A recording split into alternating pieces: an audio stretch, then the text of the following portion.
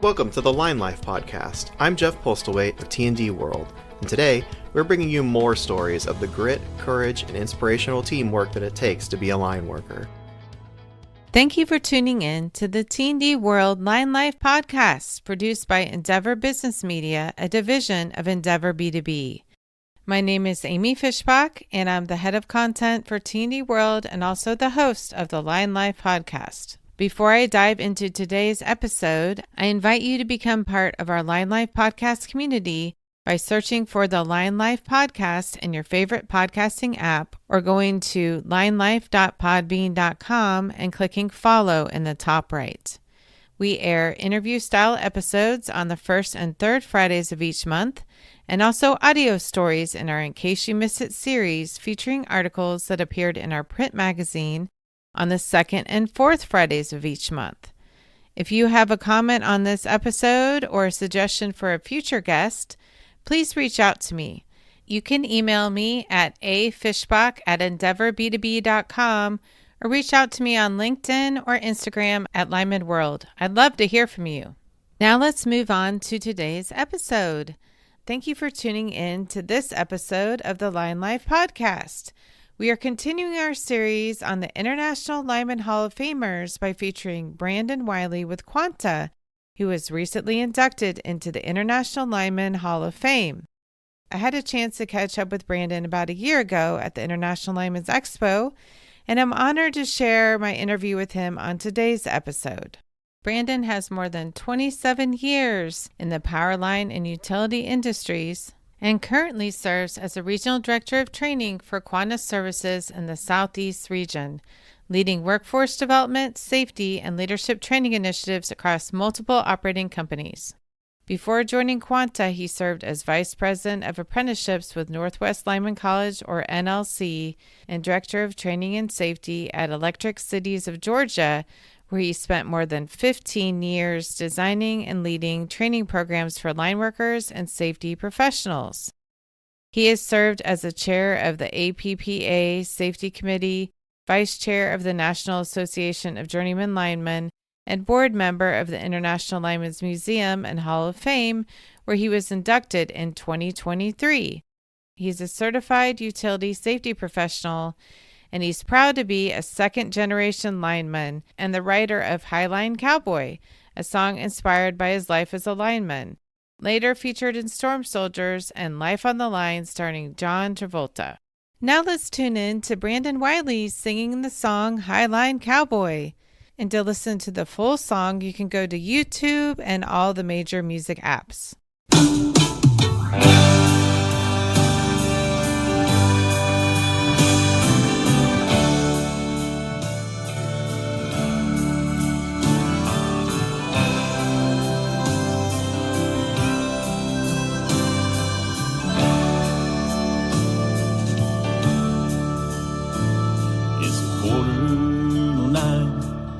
Out on the line to put back what God has undone. He's a high-flying hero, his glories are zero. He longs for his family at home. Now the dangers are there, but he just don't care, and most folks just won't understand. Toward the sky, that pole seems so high. He remembers all the people he's helped. He's a highline cowboy. He ain't no plowboy. He's just out doing his time. He's the best of the best. He won't get no rest till he knows that his work is through. That's when Highline Cowboy.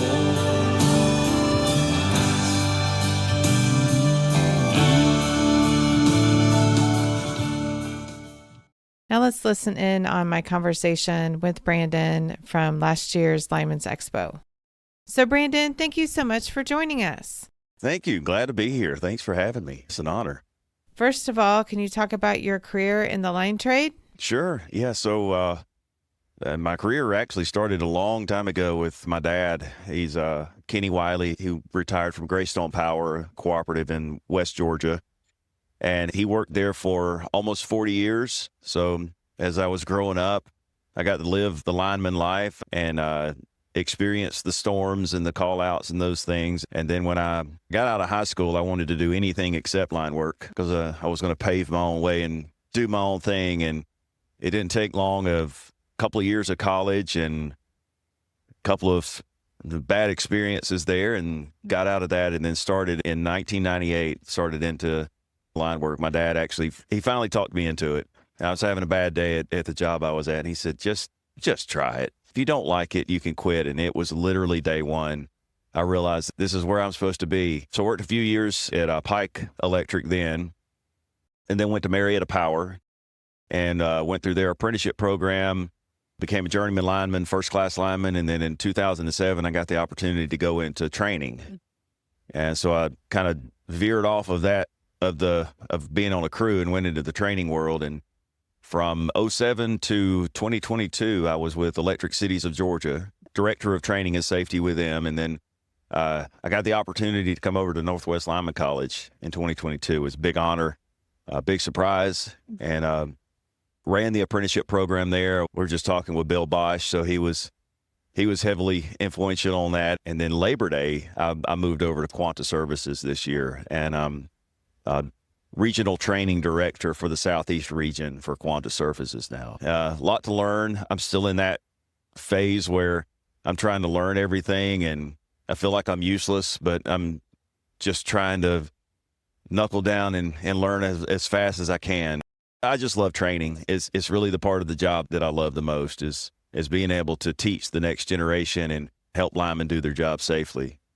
That's wonderful. And then talk about what a day in the life is like for you right now with Quanta.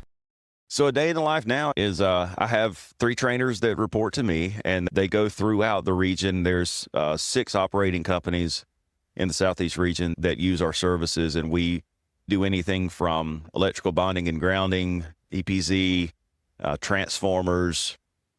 We do Quanta crew leadership, which is a big thing for Quanta right now, and the capacity model training. That's a big push and a really great program that Quanta has for safety and building capacity into a job site so that when things go wrong, and we all know they will, we're human beings, we're going to mess up at some point. So when they do mess up, we have the capacity to fail safely and not have those tragic events where it's life-altering and somebody loses their life or they lose a limb or their life has changed forever. So talk about the importance of safety in the line trade, especially for those who are just starting out in line work. What do you think they need to know? Oh, it's critical. It's what makes you have a career. You can either have a long and prosperous career where you enjoy going to work, or it can change or end your life. So it means everything. And I've never had the mindset of every accident is preventable because of what we just talked about with the capacity model. But I believe the job can be done safely and it can be done efficiently. Every lineman wants to be fast. I mean, we're here at the rodeo. You want to go fast, Right. It's like calling the Ricky Bobby lineman. They just want to go fast. Well, you can do that if you're smooth. So be smooth, be efficient, but you can do this job safely. And I always say safely always instead of safety first, because I don't believe in making safety a priority, because priorities change. If I get hungry enough and I start getting a little hangry, then my priority is getting food. And we just had a couple of hurricanes hit the Southeast, and there were guys that were there for 20-something days, 25, 26 days straight, 16-hour days. And their priority on day 26 is different than day one. That's just the nature of it.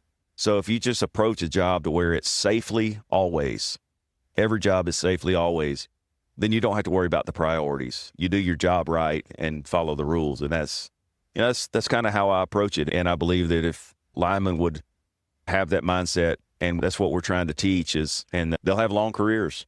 And what are some challenges that today's apprentices face that you may not have encountered in the field when you first started? It's a lot of demand, a lot of load on the lines. There's a lot of demand, growth, and that pushes utilities to want to build more lines, build them faster, upgrade with these big data load centers. they're coming online and they're having to build new substations, and just the current generated now is so much greater. It's a big push, and it's a fast-paced world, and they want you to go, go, go.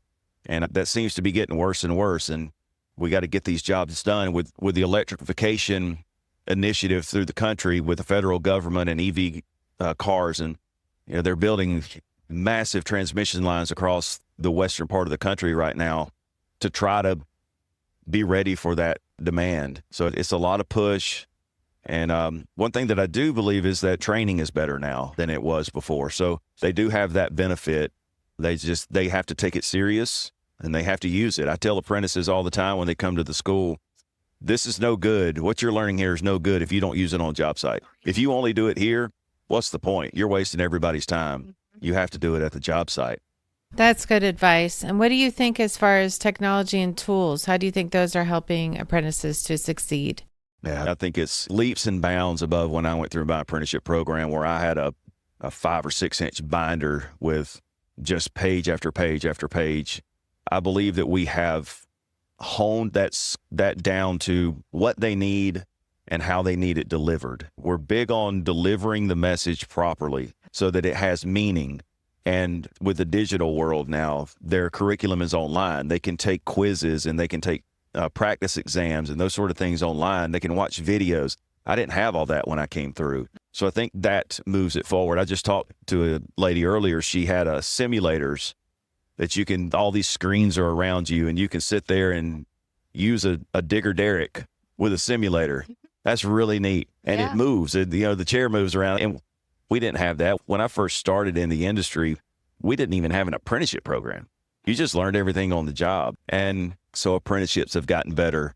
And the pre-apprenticeship programs with Northwest Lineman College, their 15-week program really prepares these apprentices for this. And that is becoming more and more popular. So they're getting training earlier, where I was thrown on a crew and it was like, grab the shovel. That's all you need to know today. Just use that shovel and shut up, Well, talk about the role that Northwest Lineman College plays and just trying to get more apprentices trained on the job or more people ready for their careers in the line trade. I've heard that there's a big demand out there for line workers right now. Yeah, there's a huge demand, and it's only going to continue to grow with what we talked about earlier with the added jobs and those big jobs across the country, that we need more and more people in the industry. And the nature of the beast right now is that this generation didn't come up like I did with a lot of manual labor and a lot of that. Some do, but we don't have the farmer kids that we had in previous generations that grew up on farms and then they come out.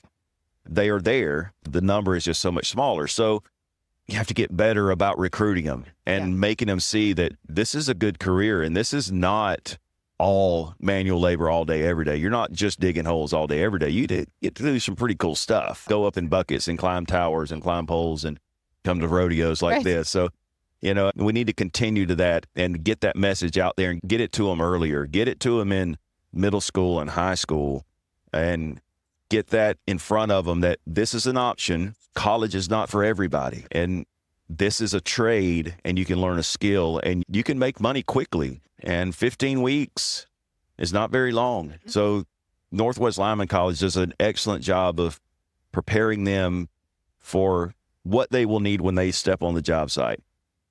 Those groundman skills. I used to call it building the perfect groundman. How to run a hand line, how to tie knots, how to get things ready, identify material. So when a lineman says, get that insulator, they don't go, what's that? Right. They just go get it off the truck. And they already have those climbing skills. So that's a big thing that sometimes guys don't know that they're afraid of heights until they get off the ground. And then they go, no, thank you. Yeah. Okay. I would rather them do that there than when they're already hired on with a company and they've invested a lot of money into them. It weeds out those ones that are not in it. They're not going to be linemen.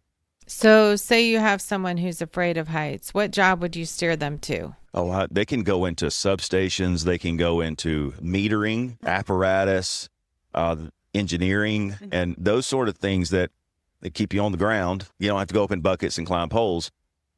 So there's a lot of jobs within the industry that they can do that keeps them on the ground and maybe dials into their specialty and what they're good at.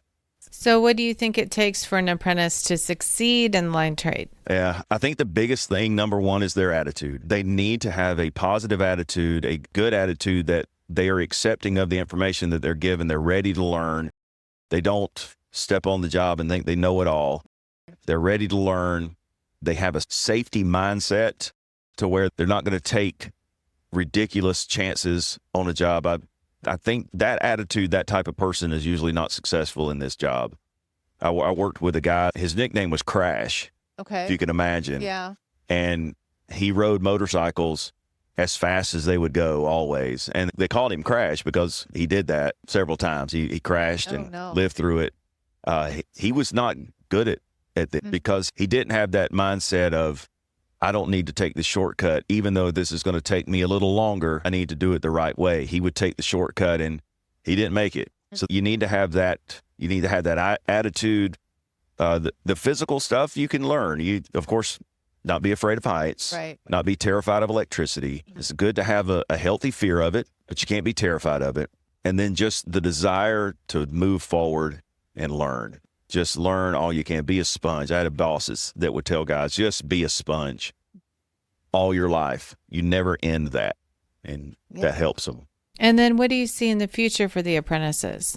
Oh, I see more and better training. I mean, in my role with Quanta and with NLC, we were constantly trying to improve. What do we need to do better and teach them to advance them? So I think you're going to see more with VR and AR, those sort of things. I think you're going to see more simulators. You're going to see more stuff that's done online.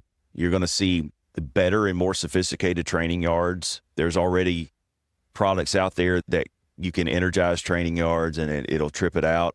NLC has the transbanker so that they can do transformer banking with live voltage in a safe and controlled atmosphere. We also have a trailer called the EPZ grounder, so they can do grounding training live on the side of a trailer, and it simulates the fault current and that stuff. So you can show guys, this is what it'll do. I'm huge on teaching the why. When I first started, it was not why, it was just do it. And if you ask why too many times, they told you to shut up, you're asking too many questions. Just do it. So now we're teaching to that why. We're teaching them how a transformer works and why they do these things so that they're smarter. They're smarter, way smarter now than when I started and when I was going through the program. There's just so much more. So I think you'll see more of those simulators. You'll see more of those training devices that get you to put your hands on it. Because like we talked about before, these are not college guys. College wasn't their thing. They're hands-on people. And when I was in a classroom, that was one thing that I really noticed right off the bat is I can teach them this and I can show it on a whiteboard. I can draw lines all over the place and they kind of glaze over. And then when you take them out in the yard and they put their hands on it, you see that aha moment, that click where they go, oh, I got it. Now it makes sense. And that's what always fueled my fire with training, with that click when you see that light bulb come on and go, he's got it now. That's so cool. That's just awesome. And Brandon, is there anything else you'd like to say to our Line Life podcast listeners? Just thank you for having me. Everybody be safe.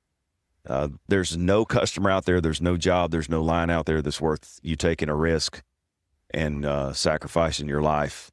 Your family is the most important. Do your job safely and efficiently and go home every day.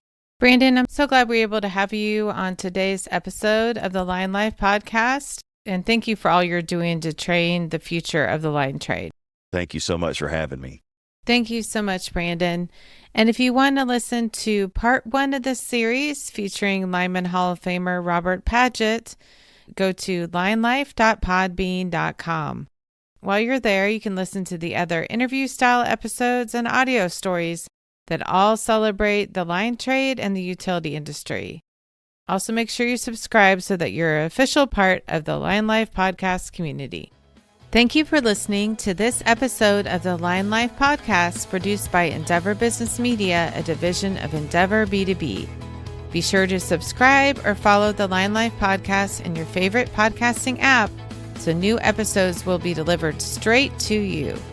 For more insights, you can visit our website at tdworld.com/podcasts or linelife.podbean.com. You can also connect with us by following us on Instagram at Lineman World or on Facebook, LinkedIn, or X. Thank you so much for listening to this episode of the Line Life Podcast.